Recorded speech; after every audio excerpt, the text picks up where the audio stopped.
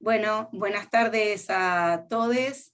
Es un gusto volver a encontrarnos en estos sucesivos y permanentes encuentros de pensamiento crítico de todos los jueves. Hoy tenemos el gusto de presentar a Marcelo Farenga y a Juan Manuel Dieste Tamanti, que nos van a hablar sobre la cartografía social de la ciudad de los otros, de lo sensible a las cosas. Si te parece, Pablo, yo presento brevemente a Marcelo y luego vos a Juan Manuel. Perfecto. Bueno, Marcelo tiene una formación profesional orientada a la geomática, cuyo enfoque integra la medición, el análisis y la gestión de datos espaciales georreferenciados provenientes de fuentes múltiples, incluyendo sensores remotos y mediciones directas en el terreno que contribuyan a crear un modelo del mundo físico.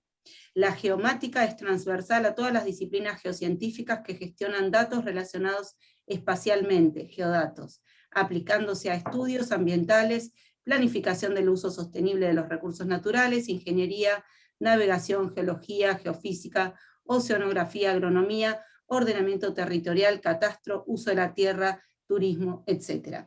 Trabaja en el Instituto de Geología de Costas y del Cuaternario de la Facultad de Ciencias Exactas y Naturales de nuestra Universidad Nacional de Mar del Plata. Bienvenido, Marcelo. Juan Manuel nació en Mar del Plata en el año 1979. Desde el 2009 vive en Comodoro Rivadavia, en la Patagonia. Estudió geografía en la Universidad Nacional de Mar del Plata y en 2012 se graduó como doctor en geografía en la Universidad Nacional del Sur, obteniendo el mérito de la Academia Nacional de Geografía Argentina por su tesis sobre políticas públicas y acciones locales en pequeñas localidades. Realizó un postdoctorado en la Universidad Federal de Pelotas, Brasil, sobre producción del espacio social en 2014. Juan Manuel ha dictado numerosos talleres, seminarios de posgrado en diversas áreas de geografía social en países de Latinoamérica y África. Desarrolló trabajos de asesorías a organismos públicos y diputaciones provinciales y nacionales. Desde 2021 es director del Instituto de Investigaciones Geográficas de la Patagonia. Actualmente está abocado en el desarrollo metodológico de cartografía social y otras metodologías de carácter colectivo. Se desempeña como profesor adjunto concursado del seminario Ordenamiento Territorial en la Universidad Nacional de la Patagonia San Juan Bosco y como investigador adjunto del CONICET. Bienvenido, Juan Manuel, y ahora sí, les dejamos a ustedes toda la responsabilidad de la exposición. Gracias por acompañarnos. Bueno, gracias.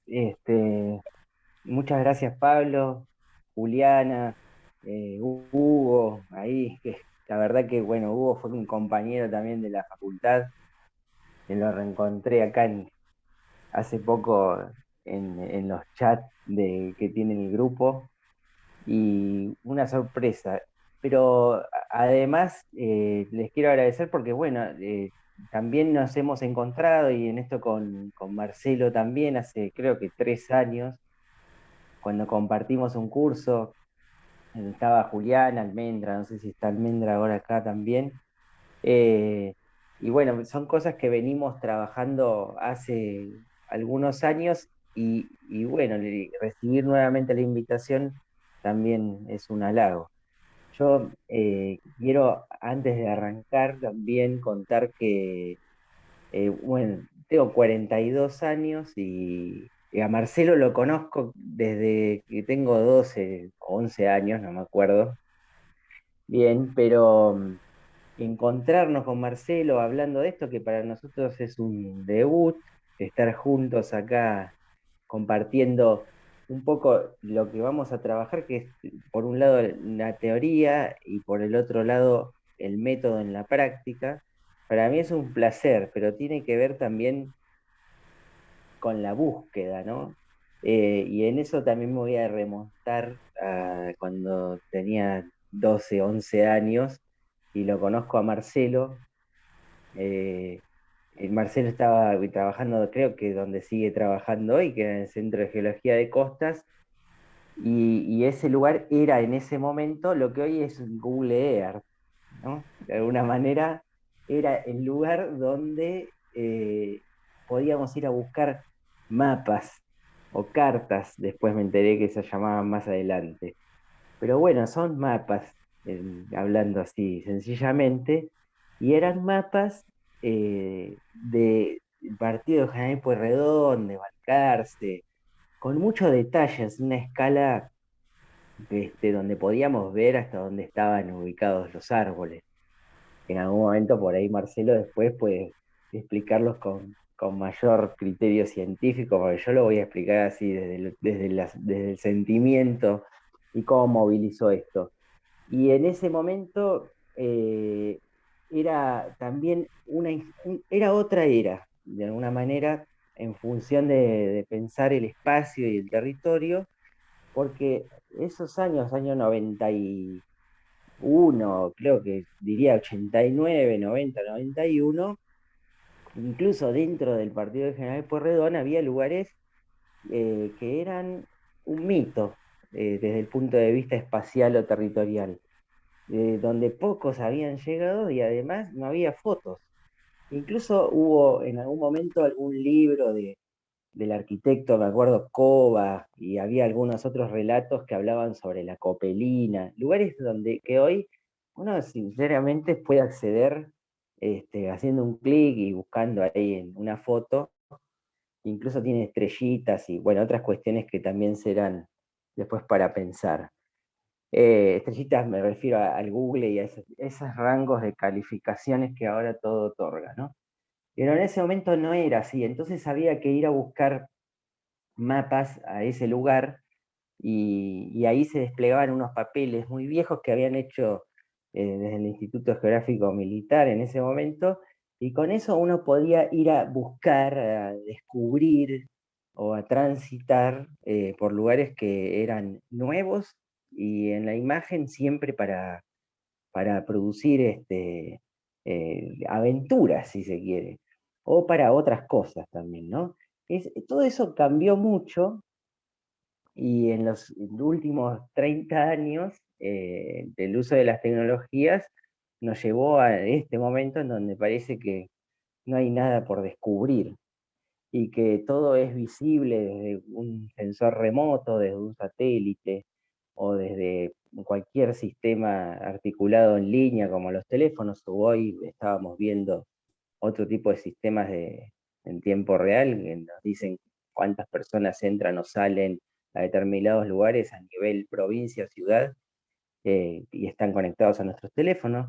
Entonces, el nivel de visibilidad de las cosas aparentemente es casi absoluto.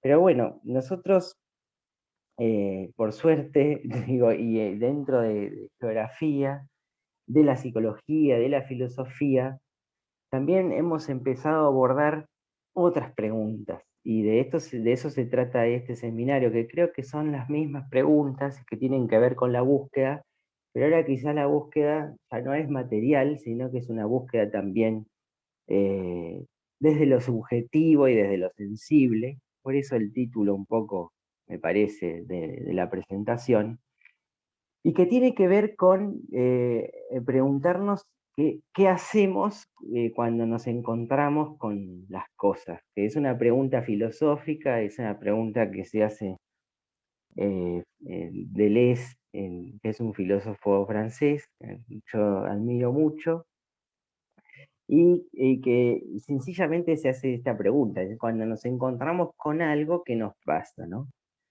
Y en esa pregunta, lo que vamos a pensar es justamente, y si querés pasar la otra eh, filmina, vamos a usar palabras viejas, y ahí sacaba un nail, la hoja transparente, ¿no? ¿Te acordás?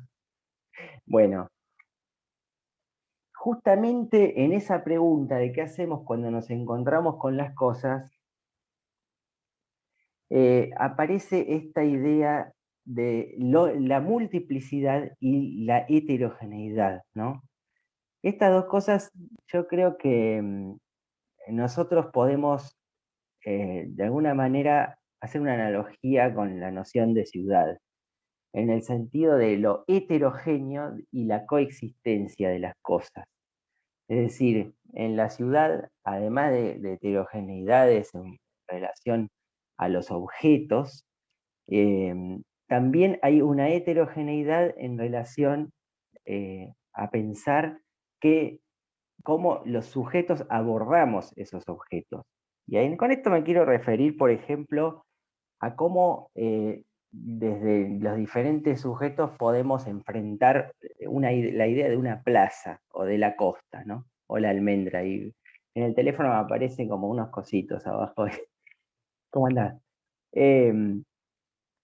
Entonces, esa idea de que no es lo mismo, es decir, que aunque conformemos grupos similares en función de orígenes o de etnias o de culturas o cuestiones políticas, o vivamos incluso en el mismo barrio o hayamos ido a la misma escuela o incluso en la misma casa, eh, también divididos por otros grupos, como pueden ser que tengan que ver con el género, diferentes diversidades de todo tipo que ustedes se quieran imaginar, cuando nos encontramos con esas cosas, una plaza, una costanera, un día de lluvia, si se quiere, un lugar cerrado al que antes se podía entrar, nos enfrentamos ante todo a la noción de lo heterogéneo, es decir, nos suceden diferentes cosas y producimos ante ese encuentro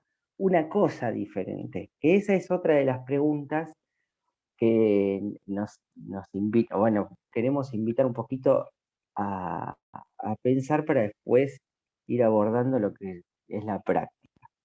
¿Por qué es importante pensar que cuando nos encontramos en el camino con cosas que aparentemente son iguales, en realidad nos encontramos con cosas distintas? Esto tiene que ver porque cuando transitamos en el camino de ese encuentro, las acciones que se desprenden de ese encuentro generan otras cosas o terceras cosas. Esto, por ejemplo, para llevarlo lo más concreto posible, podemos imaginar, no sé, un ómnibus, un colectivo, un bondi, un micro, como le queramos decir.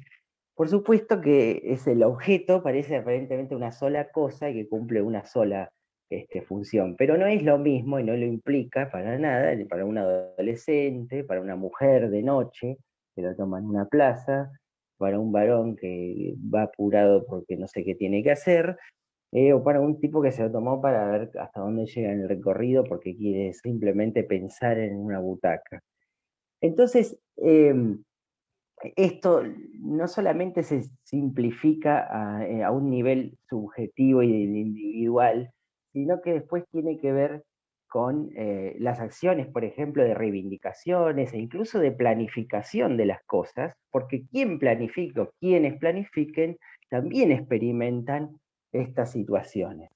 Y en definitiva, lo que produce es que hay una de esas heterogeneidades, o algunas de ellas, pero no todas, que se imponen dentro de lo que podemos llamar, como llamamos así generalmente, como realidad hegemónica, ¿no? Es decir, una de esas múltiples, o sea, dentro de esa multiplicidad de miradas, si se quiere, del mundo, y de acciones que propenden esas miradas y esos encuentros a través de sus sensaciones, se imponen una, dos o tres. Y a partir de esto se crean y se produce ciudad. Por supuesto que no es una sola la que produce todo, sino que esto va como si fuese una especie de hojaldre, ¿no? Se va superponiendo y además se va filtrando entre sí. Pero a nosotros nos interesa que esto no quede siempre como en lo teórico, porque parece que, bueno, decir, güey, y está bien, sí, está bien, qué lindo todo, pero ¿y qué me importa o qué hacemos con esto? Antes de pasar a la siguiente diapositiva, por ahí abajo dice de los otros, porque esta idea de los otros tiene que ver con abrir, con la necesidad de ir abriendo esta mirada sobre el mundo y sobre la creación de ciudad en particular, como también un producto de esas otras realidades.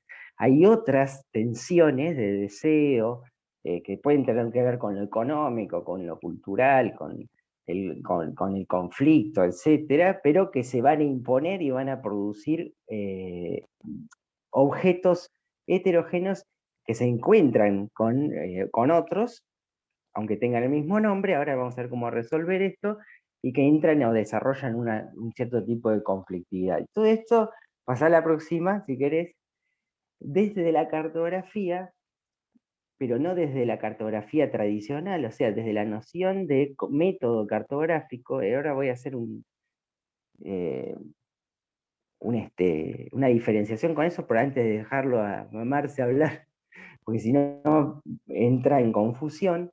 Pero la noción de cartografía es casi una metáfora para pensar que, es casi una metáfora, digo, de la metodología, del método de pesquisa cartográfica, porque dicho muy sencillamente, se plantea que los problemas o las cosas pueden empezar a pensarse desde cualquier lugar. No hay un punto inicial para empezar a pensarlo, y que ese cualquier lugar puede tener que ver con las tensiones subjetivas de cada uno de nosotros o de los grupos que integremos, eh, supongamos, dados por intereses particulares o por intenciones de generar acciones, que se desprenden de ese encuentro y de esa sensación de las cosas, o de ese interés por las cosas. Por ejemplo, para ir acercándonos un poco a la costa, de lo que va a hablar a Marcelo, la costa, ¿no? El mar o la playa. ¿Sí? En la playa podemos pensar muchas cosas, podemos pensar en privatizarla, podemos pensar en hacer unos edificios de 50 pisos, en cerrarla o en abrirla o en hacer un parque o en crear un espacio más democrático, o no hacer nada. Pero cualquiera de esas situaciones es válida desde este punto de vista, eh, y tiene que ser considerada para pensar esta idea de heterogeneidad, y cómo después no solamente presentarla para pensar qué acciones podemos llegar a tomar, sino cómo resolverla desde un debate de plano común. Si querés, pasá la otra. Y ahí viene otra cosa que también, que también está en el título, que es la idea de lo sensible. Porque nosotros, como casi todos acá, somos universitarios, creo, o trabajamos dentro de la universidad o de investigación o en extensión, y desde el enfoque de pesquisa cartográfica, lo que vamos a poner en un lugar bien fuerte es la idea de cómo las cosas nos afectan, ¿no? Es decir, esto que veníamos diciendo hoy, de qué hacemos, también tiene que ver cómo,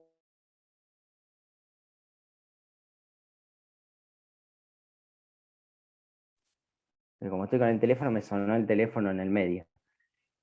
Cómo las cosas nos afectan de diferente modo, y qué hacemos con esa sensibilidad en las producciones. Es decir, podernos también permitir desde el enfoque perdernos en la posibilidad de recorrer la ciudad, de recorrer las diversidades que emergen dentro de la ciudad, descalquizarla, es decir, no reproducir los dictámenes hegemónicos sobre organizar, por ejemplo, la ciudad, abrir a otras posibilidades y a otras formas de organizarla.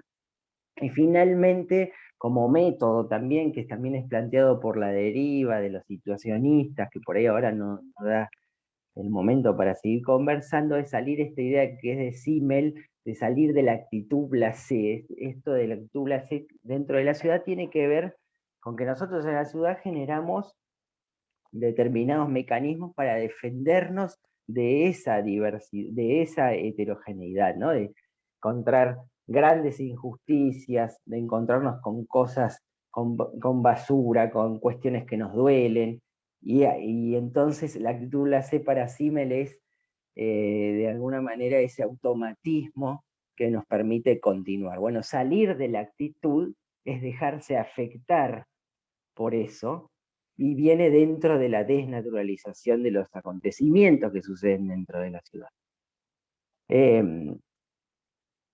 Bueno, si querés pasar a la siguiente. Bueno, finalmente entonces decíamos que están esas dos cuestiones, las cosas, nos encontramos con lo otro, y qué hacemos con ese encuentro, cómo hacemos con ese encuentro, ¿no?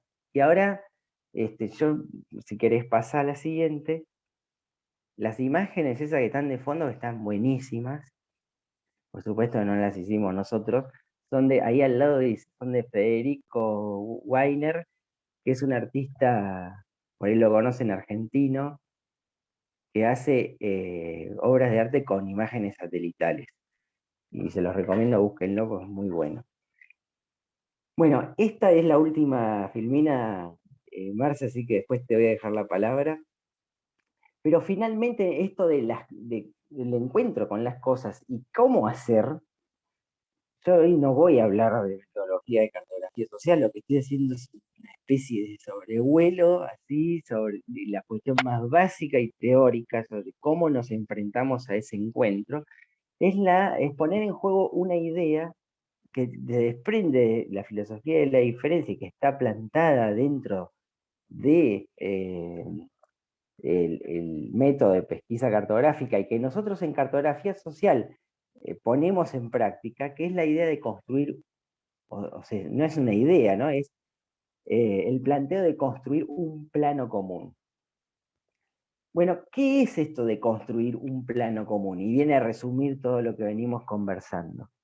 Construir un plano común tiene que ver con producir nociones que sean universales, es decir, que estén universalizadas, como por ejemplo colectivo, te podemos decir una plaza o la costa, volvamos siempre a los mismos ejemplos, y a partir de allí permitirnos generar un espacio productivo, es decir, iniciar una tarea que construya una cosa, pero colectivamente, y de ahí nosotros lo trabajamos podríamos hacer de alguna manera con otra técnica, pero nosotros lo trabajamos con cartografías, que son mapas producidos por la gente en un mismo evento y en un mismo taller, y por eso se denomina cartografía social.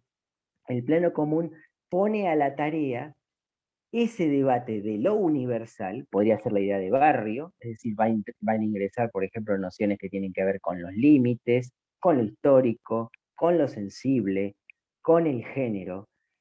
Podría ser la idea de playa, también van a ingresar todas estas cuestiones, y a partir de allí generar formas, contenidos y textos que pongan en diálogo esas heterogeneidades que se encuentran dentro de lo colectivo que aborda la construcción de ese mapa.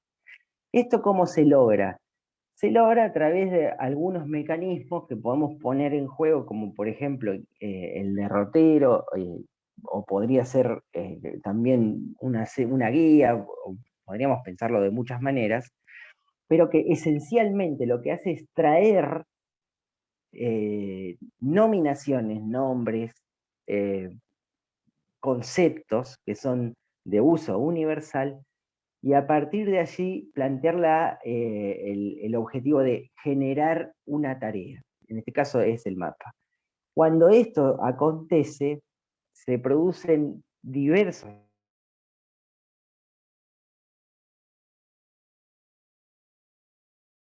con énfasis, con omisiones, con conflictividades internas, con superposición de sensibilidades y de esas heterogeneidades ante la experiencia que veníamos conversando, etcétera, pero que en definitiva van a tener que producir una cosa. Ese producir una cosa lo que va a generar, y que lo hemos visto a través de los años, haciendo muchos talleres, es un enriquecimiento a partir de la escucha y la producción con el otro, poniendo en juego las diversas experiencias. Es decir, para hacer una cosa sobre un mismo plano, en este caso es la hoja en blanco, para desarrollar una serie de límites, para construir formas, esquemas, ubicar los objetos, ingresamos en una serie de mecanismos que son cognitivos y colectivos también, que nos obligan a intercambiar experiencias, es decir, intercambiar esas heterogeneidades sobre el mundo y ponerlas sobre esa hoja en blanco. Finalmente, cuando esto acaba de alguna manera, ahora veremos también lo que vino, cómo lo viene trabajando Marcelo, se produce ese enriquecimiento del otro a partir de la experiencia compartida y escuchada y dialogada. Bueno, Marce, te dejo y acá justo me llegaron los pibes, así que ahí le voy a decir. Bueno. Bueno, muchas gracias Juan Manuel, gracias Pablo y Juliana también por invitarnos. Fue muy lindo el recorrido que hizo Juan, cómo nos conocimos. Qué bueno que quedó esto grabado. Bueno, cuando lo vuelvo a encontrar a Juan Manuel después de estos cursos, de estos talleres que estaba dando, eh, yo vengo de las ciencias exactas y naturales, entonces nosotros somos ciencias más duras, ¿no es cierto? Y hablar de lo social, de lo sensible, de los sueños, un mapa de los sueños, de los deseos. Digo, bueno, esto no era lo que yo venía trabajando, pero de alguna manera sí. De alguna manera sí, y vamos a tratar, porque el desafío para nosotros, fundamentalmente para mí, era ver si esta cartografía social era, era posible continuarla a, a través de la cartografía tradicional. Si esto que está hablando Juan Manuel, que nos explicó, si esta metodología, si este trabajo podría ser el inicio de un mapa como lo conocemos todos, más allá de su valor propio, ¿no es cierto? Que ya tiene su valor de por sí, no hace falta que este trabajo, que esta investigación, que esta exploración que habla Juan Manuel, tenga que terminar en un mapa. A lo mejor pueden ser estos mapeos sociales, mapeos de diagnóstico, de abordar el territorio de alguna manera, que no tenga que terminar en un mapa común como el que conocemos nosotros. Entonces hablamos de una traducción. ¿Cómo podemos traducir ese mapeo social a, a un mapa tradicional, a un mapa como todos los conocemos? Generalmente cuando llegan, cuando vienen a contactarse conmigo, con nosotros en el instituto, lo que quieren y lo que están buscando es un mapa de este tipo, un mapa realizado a través de los sistemas de información geográfica, un mapa digital que nos ubique, que se parezca mucho a los lugares que conocemos, eh, a los que sabemos que son territorios conocidos, como por ejemplo el Google Earth, Google Maps o todo este tipo de información digital, siendo que lo que nos explica Juan Manuel era una exploración, digamos, era algo que en principio no conocemos. Esa es una de las primeras diferencias. Entonces, ¿cómo hacer para que podamos traducir lo social en los mapas digitales, en los sistemas de información, y que esa traducción sea exitosa y que nos represente a todos los que vamos a participar? En ese caso, nosotros lo que vamos a hacer vamos a crear nuestros propios mapas participativos, porque no lo vamos a hacer solos, ¿no es cierto?, desde una oficina, sino que vamos a tener que interactuar. Ahora, ¿qué es un sistema de información? Algunos y algunas ya lo deben haber escuchado, pero un sistema de información son mapas, es un software, es, es una base de datos o es una herramienta en sí misma. En realidad es una herramienta que a nosotros nos va a permitir realizar mapas del territorio que vayamos a abordar y accionar sobre él, tener información, en este caso, de manera directa si nosotros vamos a hacer un relevamiento, o obtener información indirecta de distintas fuentes, distintas infraestructuras de datos espaciales, se le dice, que ya proveen información, como creo que vos, Juliana, hoy nombraste a Redamac o, por ejemplo, a la página del IGN, que tiene información libre, o la misma municipalidad del partido de General Pueyrredón y distintas municipalidades.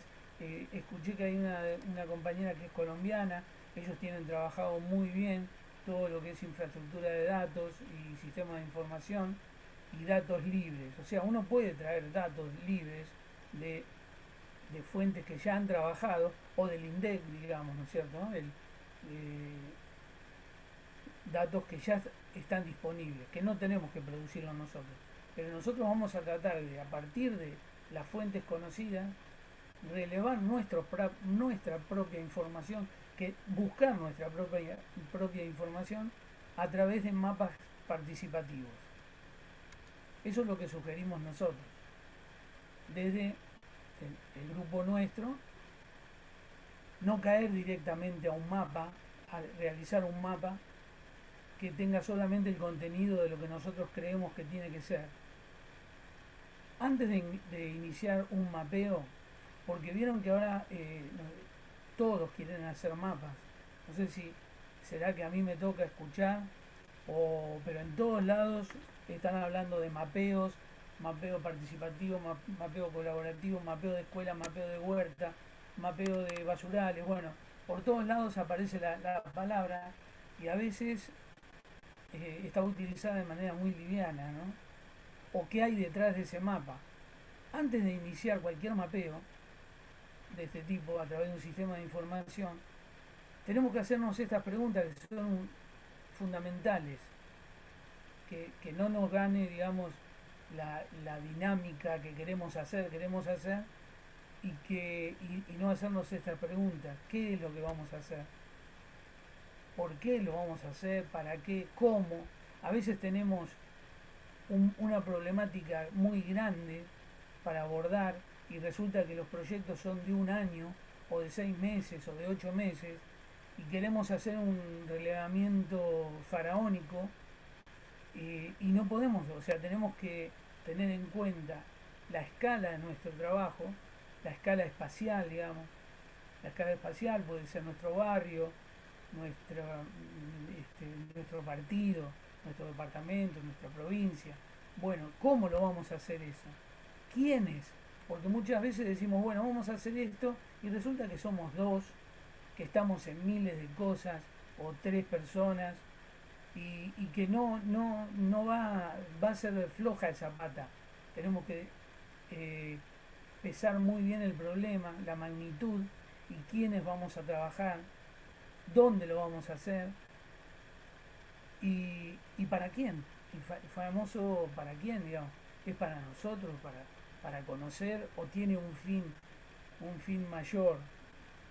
Estas preguntas no deben faltar en la primera página de implementación de un mapa participativo o un mapeo participativo colaborativo.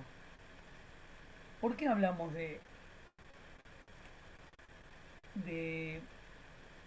perdón, en la anterior? También estas preguntas tienen que responder a un objetivo que nosotros tenemos que tener seguramente.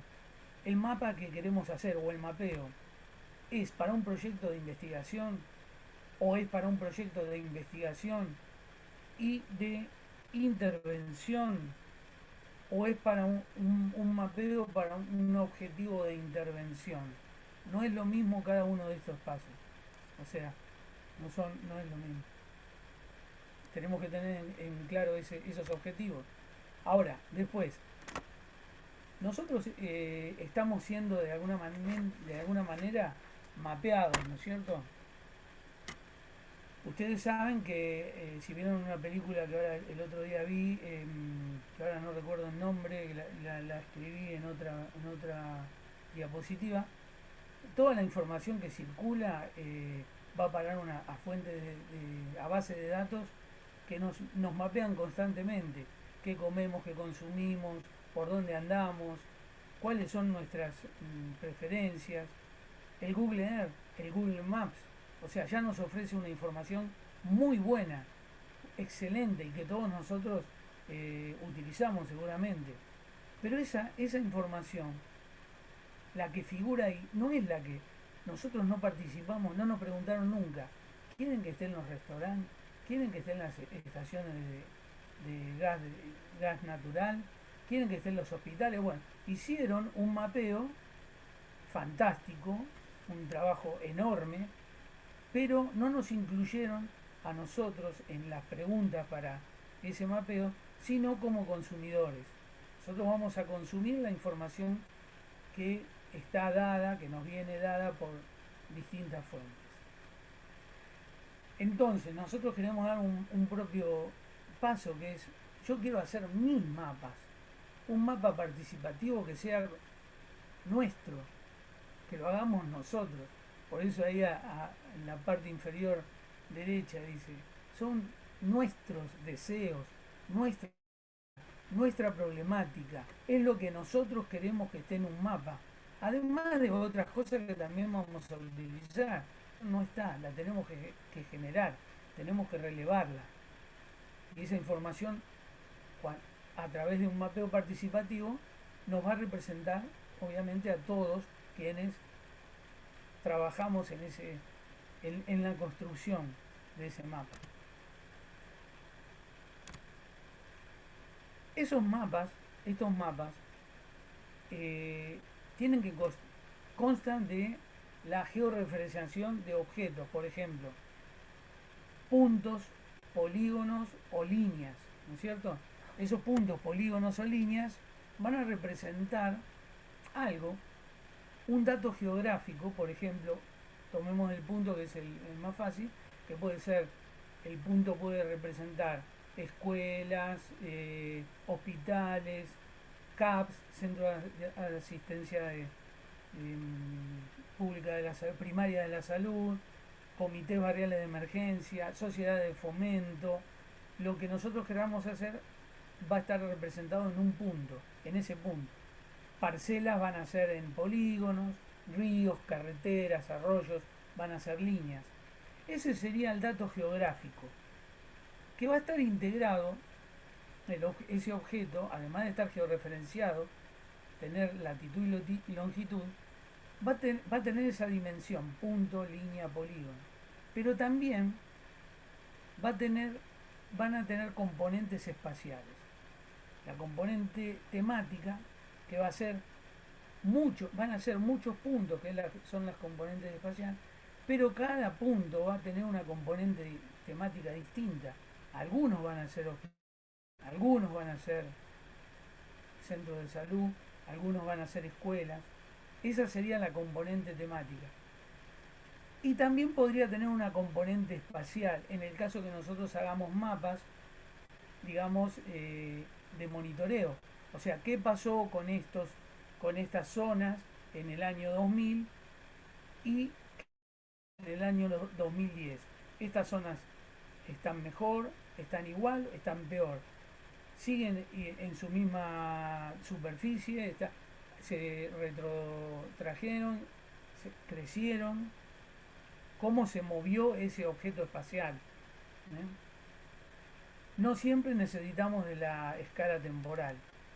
No quiero meterme mucho en esto, pero creo que puede servir para ya hilar un poquito más fino y más pero creo que todos podemos entenderlo. Nosotros, este tipo de mapeo, logramos, eh, logramos tomar la herramienta desde la universidad, que son los proyectos de extensión. Porque para nosotros era muy importante trabajar en el territorio, con los referentes, asistentes o trabajadoras sociales, estudiantes de nuestras carreras, docentes de nuestras carreras, graduados, organizaciones, en el caso que hubiera organizaciones barriales, escuelas, iglesias, con todo lo que representaban, en este caso en un barrio, este es el ejemplo de un barrio, eh, todos los que eran representantes de ese espacio geográfico, de ese territorio. Bueno, así logramos generar un curso y un proyecto de extensión que se llama Participativas en la construcción de pertenencia social e identidad comunitaria, barrio La Herradura, ciudad de Mar del Plata. Este barrio fue un barrio, es un barrio que no fue censado en el 2010, quedó justo el límite, el barrio fue invisibilizado y todas las personas de la universidad que estaban trabajando ahí no tenían información de cuántos habitantes eran, qué escolarización tenían las niñas y los niños, qué cantidad de personas adultas, mayores, qué grado de salud, cuántas personas cobraban algún tipo de plan social, qué tipo, bueno, se hizo, bueno, también referido a la vivienda, a la calidad de la vivienda. Entonces se generó un censo poblacional y de vivienda con todos estos componentes, ¿no? Con todos estos referentes, trabajadoras sociales, estudiantes, docentes y referentes, que se censaron el barrio, creo que eran en ese momento 707 viviendas en el 2016, con datos que no tenían, que le dieron una foto de lo que estaba haciendo ese barrio, cómo estaba constituido. ¿Para qué? Para una toma de decisiones cuando llegaran, o si llegaban, instrumentos del Estado para, digamos, para dónde dirigirlos, y cómo mejorar. Esperamos hacer, o que en el próximo censo las condiciones sean mejores. Este censo registró toda la época de la crisis del 2001, en donde muchísima gente tuvo que ir a ocupar terrenos en ese barrio, y bueno, ahora ya pasaron 5 años. En el próximo censo vamos a ver cómo está esa realidad. El curso de extensión, ¿por qué se hizo? Porque nosotros quisimos dejar una herramienta que es este sistema de información para que los estudiantes, los referentes de salud, los vecinos, las trabajadoras sociales sepan utilizar la herramienta y puedan y no sean dependientes de nosotros, de los grupos de la universidad. Si bien ese paso no es inmediato, no terminó un día el proyecto de extensión y nosotros nos desvinculamos, porque la realidad es que seguimos trabajando 2 años más, pero es fundamental dejar una herramienta, dejar que el barrio y que los referentes puedan trabajar desde el territorio de manera, independiente.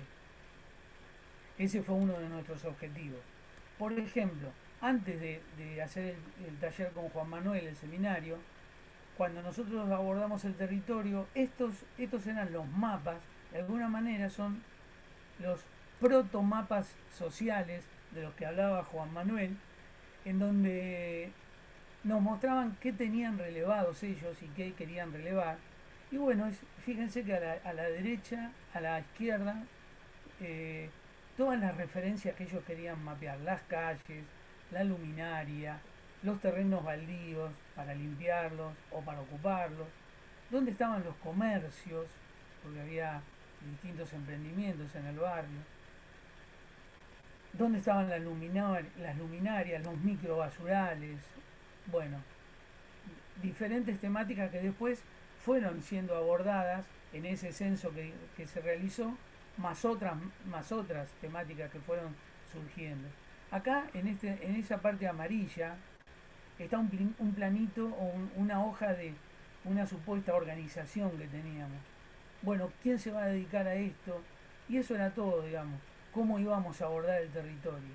Y lo grande que dice Barrio de la Herradura era una fotocopia que ellos tenían como único documento cartográfico, era este, pobre, pero ellos con eso tenían mucha información. Ya había algunos puntitos marcados en negro, estaba marcado el norte más o menos, los predios lindantes, el predio del Turf, la ruta 226, los límites con el, creo que es con el cementerio privado. Bueno, a partir de este mapa nosotros presentamos todo lo que podíamos hacer. Y ahí a la izquierda estamos dando el curso de extensión con todos los referentes que les dijimos, para que ellos se apropiaran de la herramienta y que entre todos podamos manifestar el censo, digamos, que fue realizado en una planilla, que terminara siendo un mapa. Y este es el producto final, digamos. Nunca se llega a un producto final, pero bueno, es un entorno de sistema de información geográfica donde está dividida en 4 zonas, el barrio de la Herradura, falta una que no tiene, ahí no tiene datos porque todavía no tenía, en donde nos están produciendo alguna información estadística como cantidad de extranjeros y de dónde venían. Tipo de torta creo que es la ocupación que tenían las personas integrantes de los hogares. En la figura, el polígono SR1 era una de estas manzanas, una manzana, en donde estaban las viviendas y la marcábamos como puntos porque la dirección no tenían direcciones que eran coherentes. Por ejemplo, la calle Rivadavia al 12.500, en una cuadra era al 12.500 y donde tenía que ir al 12.600 era 12.000. La numeración la habían puesto los vecinos. Entonces tuvimos que idear un sistema con GPS para que cuando fuéramos a encuestar encontráramos y sean solidarios con los puntos finales que iban a en el mapa. De este trabajo se pudo lograr. Después si quieren se la puedo pasar, es bastante pesadita, pero se las paso a ustedes, Pablo, o a Juliana, y después se encargarían de verla, si quieren verla y estudiarla, y ver si les puede ser útil. Ahí están todas las planillas del censo, gráficos de este tipo, pero todos los que se fueron realizando, todas las instituciones y agrupaciones y organizaciones que fuimos trabajando. Muy importante la presentación de estos trabajos en una asamblea barrial, porque la gente que participó tiene que enterarse del producto final al cual fue invitado, o sea, que se vean reflejados y que vean su esfuerzo y su información, porque su información fue tan importante como la nuestra.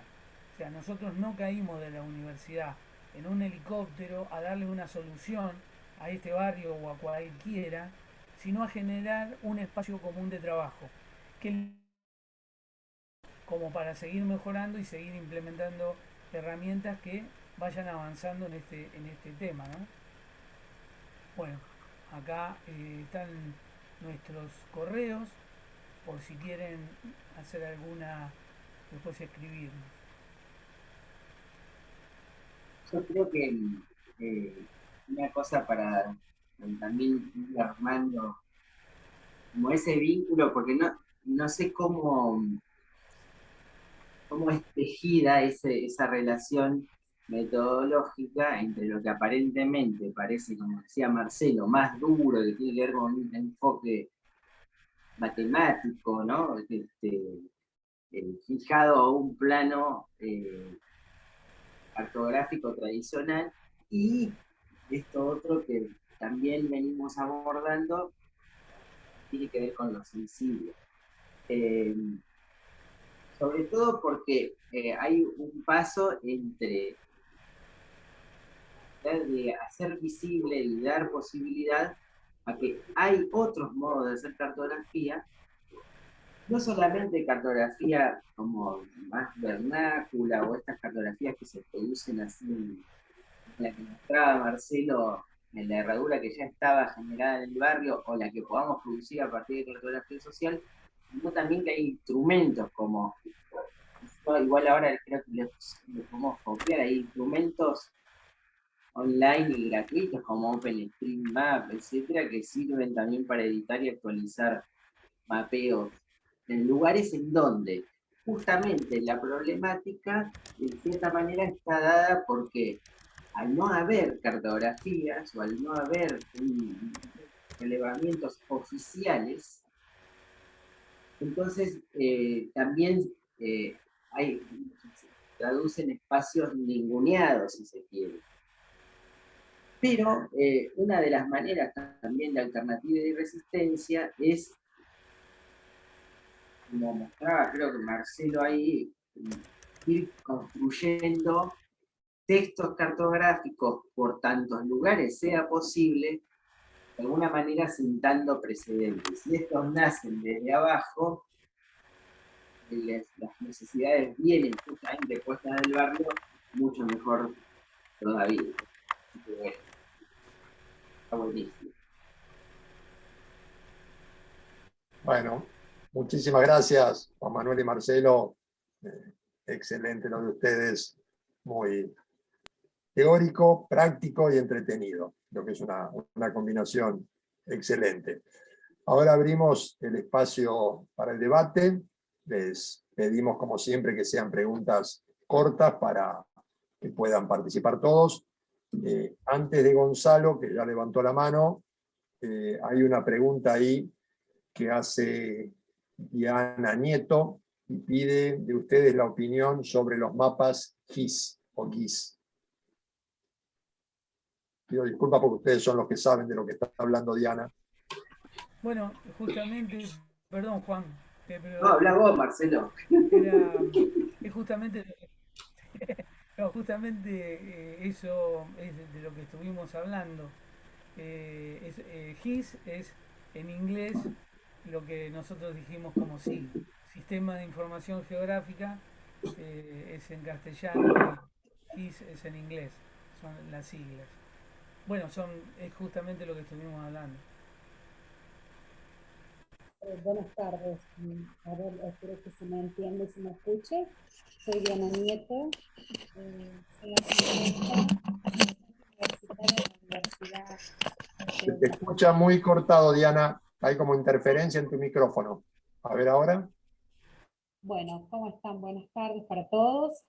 Ahora sí. Es Diana Nieto, soy docente de la Universidad Tecnológica Facultad Regional La Rioja.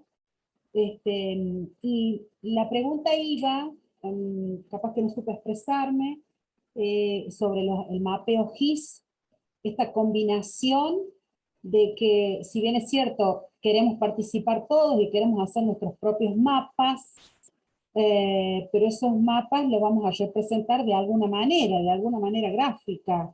Y lo que expresamos a través de la presencialidad, del encuentro, de la encuesta, a veces pierde la sensibilidad de la representación gráfica.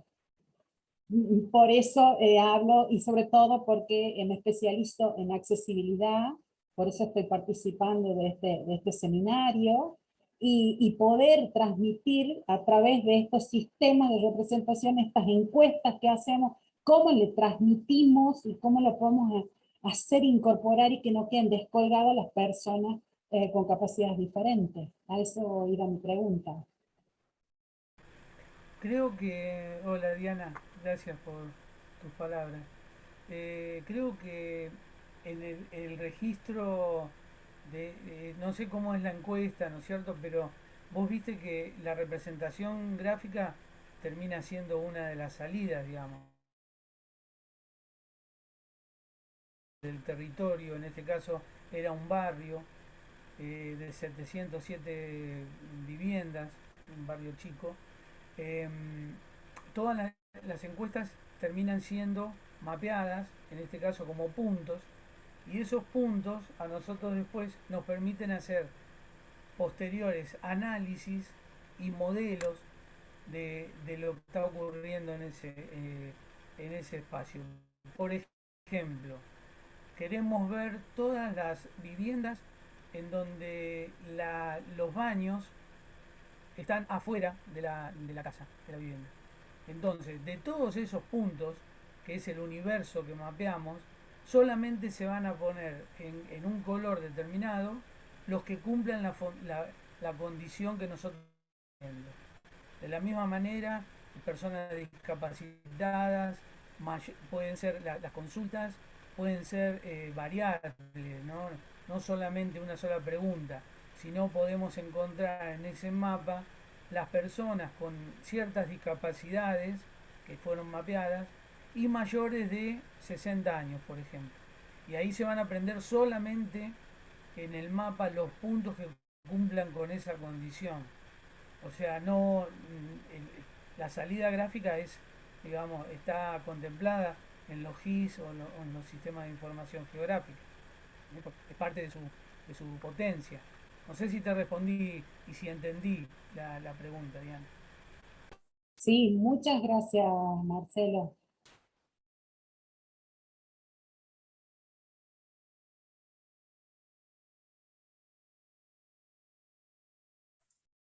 Sí, Pablo, había levantado la mano alguien y luego Almendra, no recuerdo quién había levantado la mano, no lo estoy viendo. Gonzalo puede ser, Gonzalo Schneider. Sí, en realidad era solo un aplauso para los expositores. Pareció que parecía la mano levantada, pero no. Muy buena exposición.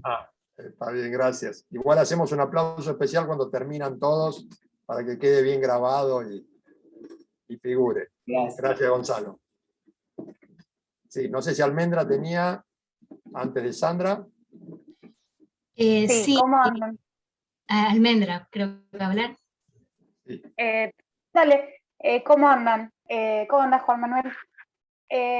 Bueno, yo mi consulta estaba por ahí un poco más orientada después de haber hecho la experiencia de mapeo dentro de un proyecto de extensión, después de que Juan Manuel vino a un territorio hostil como es derecho a hablarnos un poco de esto e introducirnos en el tema. Yo estuve en una experiencia, estuve en una experiencia de mapeo que la llevó un grupo de extensión entre el que estaba Fer Sabuda también, y varios estudiantes de geografía y demás. Y yo me había quedado con la idea, cuando vino Juan Manuel, de que el mapeo social no es un diagnóstico, no es solamente un diagnóstico. Y me había quedado como eso, porque como buena abogada prejuiciosa que soy, me había quedado como, bueno, ¿y hasta dónde va esta herramienta? O sea, ¿hasta dónde? Y me terminé encontrando con o sea, no solamente con una actividad que terminó reuniendo personas que por ahí habitualmente no se juntaban en el barrio, o que problematizaban cuestiones que por ahí la misma literatura con la que bajábamos no se problematizaban, o gente que por ahí ni siquiera se hablaba dentro del barrio y terminaron participando de eso. Entonces me resultó como muy expansiva la experiencia, incluso para esto, para poner en diálogo esa cuestión más teórica, analítica, lo que sea. E incluso después para armar entrevistas, para profundizar en esas cositas que yo había ido viendo. Yo siempre que hay talleres así que no tienen que ver con lo que yo sé hacer, yo soy la que va, lleva las cartulinas, llevo los colores, llevo las semillas si es para la huerta y así.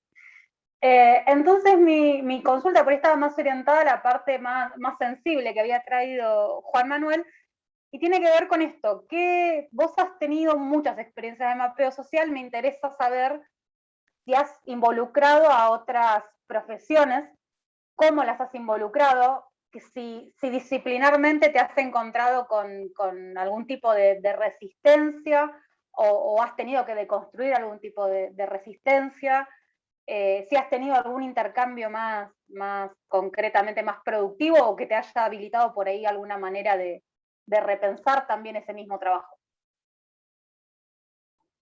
Bueno, ¿cómo andás, Almendra? Bien, che. Además, después descubrí que sos amiga de Itatí y ahí ya me emocioné. Que te mandó saludos, pero no me pareció, por las dudas no lo dije, pero te mandó saludos. Nos conocemos de nacer. Mira, buenísimo lo que decís. Y ahí Bianca en el chat, que Bianca, compañera también, dice algo importantísimo, ¿no? Esto de que lo más importante, como siempre decimos, tiene que ver con el proceso de intercambio. Cuando hablamos en cartografía social, ¿no? Cuando hablamos de estos procesos, por ejemplo, que trae Marcelo, que llevan a una traducción, porque acá, ¿qué sucede? Siempre tenemos que tener en cuenta que los mapas son un texto. Es como una cosa escrita así, solamente que hay una diferencia que es tangencial, que no hay una linealidad de lectura en el mapa. Pero, y eso podríamos hablar una hora, lo que hace que no haya linealidad tiene que ver con que esa dispersión con la que armo el texto tenga muchas posibilidades de parecer muy objetivo, pero tener implicancias muy tendenciosas, si quiere, o subjetivas, etc. Es decir, o temática o de intereses, como dice Marisol ahí. Entonces, yo creo que tu pregunta sobre la disciplina, no sé si nunca encontramos una resistencia.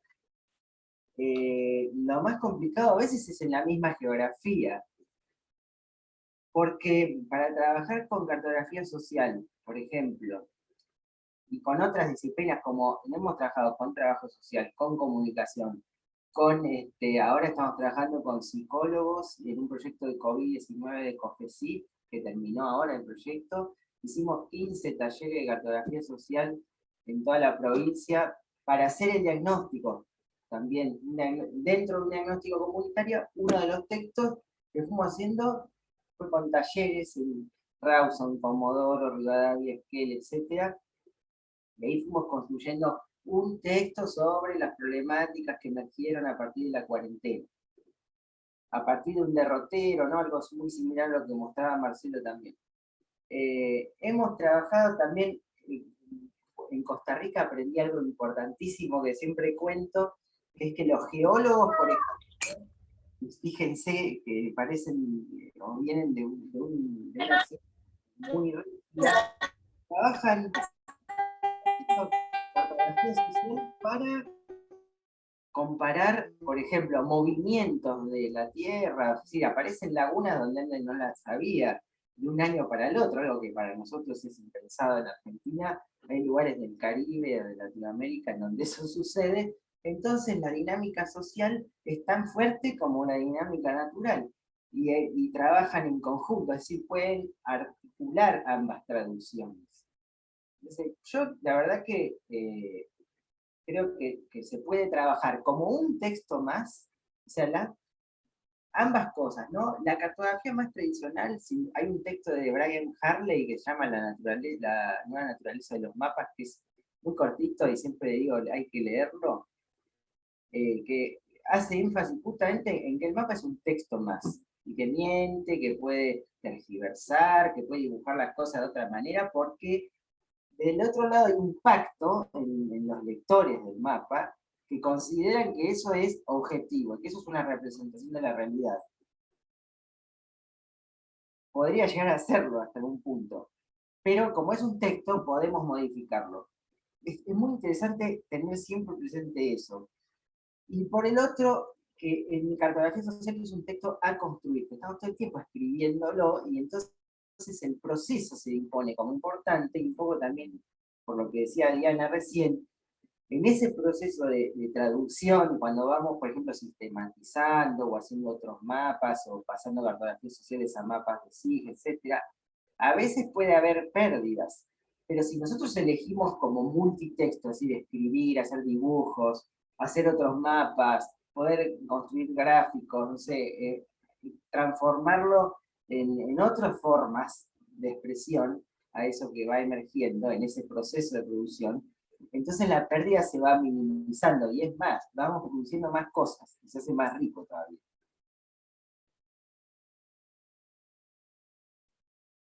Eso. Gracias Juan Manuel, muy clara la explicación, y sí, es prácticamente lo que siempre insistimos con el derecho a la ciudad. Es un proceso de construcción en el cual a veces el intercambio es la clave, y la objetividad es muy difícil de alcanzar esa supuesta objetividad. Siempre tenemos que estar pensándolo críticamente. Yo creo que es más que todo una actitud de vida, como lo planteamos esto del pensamiento crítico, y no tomar lo que viene como dado, o sea, mapa, contexto o lo que se nos ofrezca.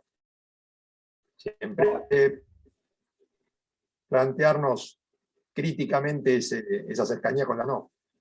Así que creo que es muy, muy interesante la descripción que vos hacías. Ahí Sandra tenía pedida la palabra. Sí, más que una consulta, quería compartir una experiencia de estos mapas que nos acabó de hablar Marcelo y Juan.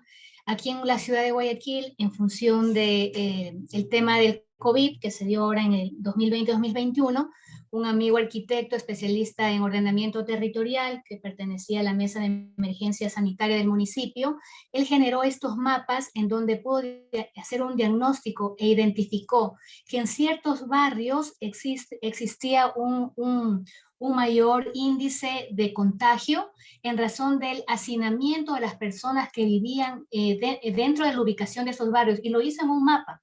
En 3 o 4 mapas él graficó exactamente y pudo identificar eso, y a partir de ese estudio, de estos mapas, se generaron estrategias sanitarias que el municipio podía pues ofrecer a estos ciudadanos para mejorar un poco, no tanto su calidad de vida, sino más bien desde un punto de vista médico y todo lo demás que se podía asistir. Entonces, en tal virtud considero un tema bastante interesante en función de esa experiencia y a otras que podrían generarse para lograr estrategias en que se puedan garantizar mejores derechos a la población dentro de una ciudad. Entonces, esa más bien era una experiencia que quería comentar. Muchas gracias, Sandra. No sé si Juan o Marcelo quieren comentarle algo a Sandra. Sí, bueno, es un claro ejemplo. Los mapas en estos momentos con la emergencia sanitaria han sido de suma importancia para hacer llegar las ayudas sanitarias que fueran, y las prevenciones en ese caso, ¿no? En este caso que vos decís que es condiciones de hacinamiento, bueno, saber que esos barrios van a necesitar más cantidad de asistencia que otros que van a estar más acomodados. Sumando lo que dijo Juan y lo que dijo Pablo, una de las diapositivas que cuando damos clases, nosotros tenemos una mirada crítica de todo esto, por eso que decía Pablo, los mapas son una representación, y una de esas filminas que yo siempre apoyo y no la voy a poder sacar, es que los mapas no son inocentes. Entonces, algo nos están transmitiendo desde un equipo de trabajo que quiso exteriorizar algo y quiso mostrar algo y quiso no mostrar otra cosa. Y eso es una realidad, digamos. Muy cierto. Por eso hay lugares que se ocultan en un mapa o que se le da un tamaño mucho menor al que realmente tiene, o la importancia social que tiene. Uno cree que esa es la imagen de la realidad.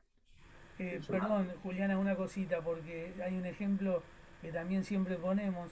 Hubo una publicidad en donde decían, en este caso no es contra ninguna entidad particular, pero en este caso era obras sanitarias de acá del Partido General Pueyrredón, donde la publicidad decía el 75% de la población, y mostraban el mapa de nuestro partido, tiene, no me acuerdo si era ese porcentaje, pero no importa, era un alto porcentaje, tiene acceso al agua potable. Bueno, digo, pero ¿cómo? Digo, que esta información me está haciendo ruido. No porque yo vivo en una zona donde tenemos agua de pozo, sino porque conozco a muchos vecinos y compañeros de distintos lugares que no, era muy grande esto. muy grande ese porcentaje. Y la cuestión era que, claro, no lo hacían, ese cálculo no lo hacían superficialmente, sino en cantidad de habitantes que, entonces, en las zonas rurales o periféricas, suburbanas, vive menos gente, pero la superficie que abarcamos es mucho mayor que la que se recibía el agua corriente. Entonces, no era una mentira, pero era una información capciosa, ¿no? Esa también. Perdón, Juliana. No, Juliana, te autorizamos como... Ahora puedo preguntar. Ahora No, podés. la verdad es que me generó muchísimas reflexiones y pensaba en relación a la ciudad y cómo el mapa es una representación de la ciudad desde una perspectiva. Pensaba, yo vivo en una zona alejada de la ciudad, ¿no? Entonces, cuando uno tiene un GPS, el GPS le dice que está en zona peligrosa. Y en una época, por ejemplo, las heladerías no llegaba el delivery a mi casa porque era una zona peligrosa de acuerdo a lo que indicaba el GPS. Entonces pensaba cómo esta cierta mirada que se aparece en una representación gráfica o en una aplicación hace que, o digamos, calca, como ustedes utilizaron ese término, una cierta mirada sobre la ciudad, que es esta ciudad dual, la ciudad, digamos, integrada y aquella que tiene otras características, que está afuera, que no tiene cierto, digamos, que no está incluida dentro de los servicios de la ciudad, etc.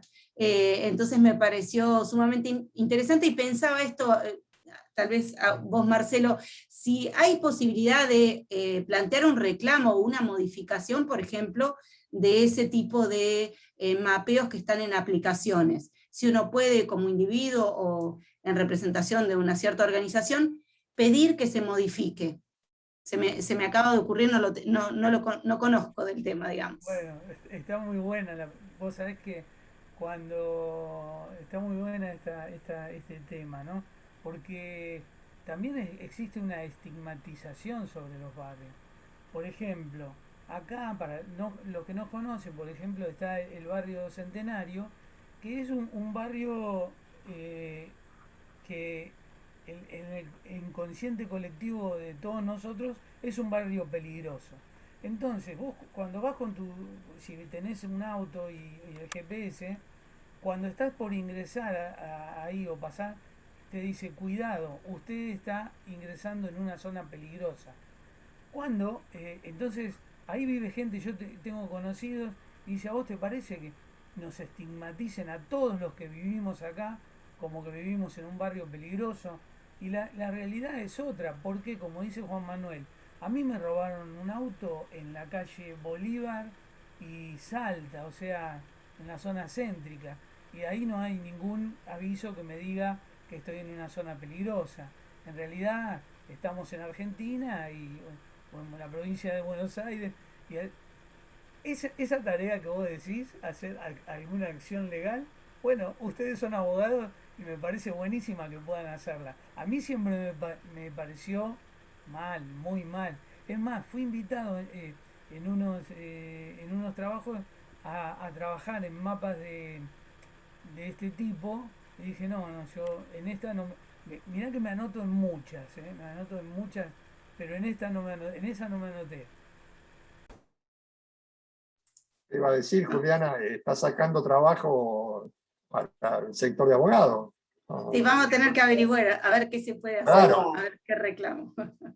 El reclamo es lo nuestro. De esto, no sé si te acordás, Juliana, que había una compañera de ustedes que es Catalina Váscolo, es abogada, y que vino y estaba haciendo el curso. Y un tiempo después estaban con intenciones de hacer una presentación. La presentación se la tenían que hacer a Garmin, por esa situación. Pero no me acuerdo, tendrían que tomar contacto, porque parece que les habían contestado que esa información estaba producida colectivamente. Y eso fue interesante porque, ¿se acuerdan del mapa de Narváez? Sí. El famoso mapa de Narváez. El mapa del delito. Claro, el mapa del delito. Bueno, estaba, debe estar, no sé si estará online todavía, pero esos mapas configuran o obtienen información de quienes las pueden emitir. Entonces, había una concentración de información donde había gente que se conectaba a esos servicios. Y esos servicios, bueno, tenían que ver con un grupo, si se quiera podría decir con una clase, pero no sé si es una clase, es un grupo hoy, ¿no? Que emitía esos reportes. En tanto era, de alguna manera, un texto generado por ese grupo de personas. Entonces, creo que lo grave es que cuando ese texto se hegemoniza y se considera real. Por eso es un campo del delito, me parece, ¿no? Porque se naturaliza en un mapa que es un texto que no es supuestamente objetivo, ya dijimos que no es y todo eso, pero no importa porque lo sigue siendo, y además se lo publica en un dispositivo electrónico por el cual no sabemos cómo configurarlo. Por ahí Marcelo va y lo configura, pero solamente un puñadito de técnicos puede hacer eso. Entonces, como está en ese campo del saber, es imposible abordarlo. Sí, sí, recuerdo a Catalina, no sabía que estaba con ese tema. Tenía que consultarlo porque estaban con eso, con otra chica. Muy bien, muy bueno. Porque es un tema muy interesante, porque lo que plantea Juliana, esa estigmatización que hay, como el señalamiento tiene toda una serie de consecuencias. Lo vemos cuando alguien tiene que ir a pedir trabajo y tiene que cambiar su dirección porque si figura viviendo en determinado barrio, la probabilidad de ser contratada o contratado disminuye. Sí, hay un texto también muy, muy lindo de Ramiro Seguras que se llama Miedo a la ciudad, sobre la estigmatización. Y eso en los medios es terrible, ¿no? Sí. Cuando si algo sabe el modelo neoliberal es estigmatizar, así que es la especialidad. Y una vez hicimos un taller, que creo, no me acuerdo si participó Bianca, que estaba por acá recién, que está todavía, en 2 colegios acá en Comodoro, en un colegio privado y en uno público. Y el privado, bueno, gente con mucho dinero, y el público era en un barrio, de todo, como bien heterogéneo, como suele ser. Y entonces era muy sencillo, era un experimento. Había que dibujar los lugares agradables, grosos y desagradables. Creo que eran esas 3 categorías. Bueno, lo sintetizo. Imagínense, en el privado todo lo periférico era desagradable y peligroso. Incluso había algunos que los chicos vivían en esos lugares. Y en un momento uno dice, sí, pero todos dicen que es desagradable, entonces vamos a dibujarlo así. Y en el colegio público, los lugares peligrosos eran la comisaría y el límite con el barrio al lado, porque tenían un club de fútbol ahí que se enfrenta. O sea, era completamente diverso, ¿no? Y entonces depende, claro, quién dibuje eso. La percepción. Bueno, nos va quedando poco tiempo. A ver, participaciones cortas, si alguien... Sí, Dani, ahí. Hola, sí, agradecer y felicitar por la presentación. Sí, este tema del mapeo social también se conecta a la postre con el tema de derechos. Yo con lo que señaló Sandra, solamente decir que hay casos donde el mapa nos muestra también, por ejemplo, en el tema del COVID, que existieron ciudades mucho más densas en cuanto al contagio, pero al mismo tiempo cuando vas a buscar información sobre las condiciones sociales, terminas encontrando que son lugares donde existe mayor desempleo o subempleo o existen menores condiciones para tener un confinamiento, por ejemplo. Es decir, un confinamiento en Guayaquil con casi, con la ciudad más, con un subempleo altísimo o con un desempleo más alto a nivel nacional, termina explicando muchísimas cosas cuando el mapa termina graficando ciertos puntos rojos que a veces llaman a la pregunta, ¿no? Entonces, eso nada más. Gracias, Dani. Sí, Ileana Araya, te escuchamos. Sí, buenas tardes. Bueno, acá desde Costa Rica, con Juan Manuel hemos trabajado, bueno, la versión que él trabaja. Sin embargo, bueno, como él decía, en geografía, como tenemos esas representaciones del primer espacio que son abstractas, entonces, digamos, ahí hay una barrera a veces que romper, y algunos, digamos, en las capacitaciones que hemos participado, se trabaja más en esta, como en la segunda parte de esta forma de trabajo, y en la otra apenas estamos incursionando porque a veces es más sencillo trabajar la parte de sistemas de información geográfico y los mapeos participativos que esta perspectiva filosófica. Entonces, un espacio aún incipiente, pero bueno, que estamos ahí en proceso de ir trabajándolo y capacitándonos. Entonces, bueno, muchas gracias por la invitación que hicieron en redes y poder accesarla desde cualquier lugar.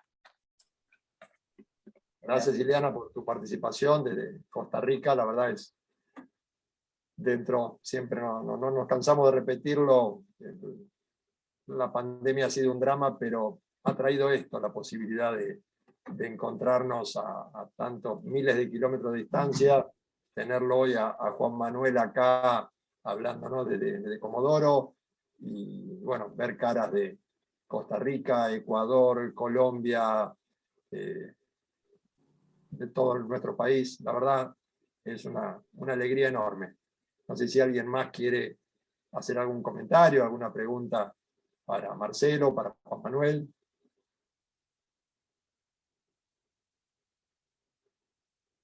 Si no hay nadie más, ya, bueno, los vamos a despedir. Juliana, te cedo la palabra antes de que pidamos el aplauso. Bueno, gracias. La verdad es que ha sido un gusto, siempre con ideas y reflexiones que nos dejan pensando como en posibilidades diferentes y en mundos distintos. Así que bueno, agradecerles tanto a Marcelo como a Juan Manuel, y bueno, esperamos encontrarnos nuevamente. La semana próxima seguimos con el seminario y con ustedes, bueno, tal vez en el verano, quizás disfrutando de la playa. Así que bueno, muy contenta de compartir este momento, y hacemos un fuerte aplauso para los dos.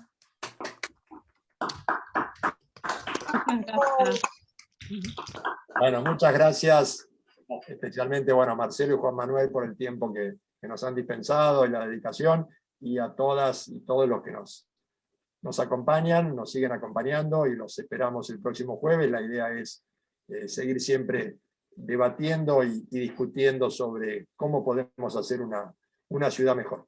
Gracias a todas y todos. Gracias, un abrazo. Cuídense, adiós. Gracias, adiós. Hasta pronto.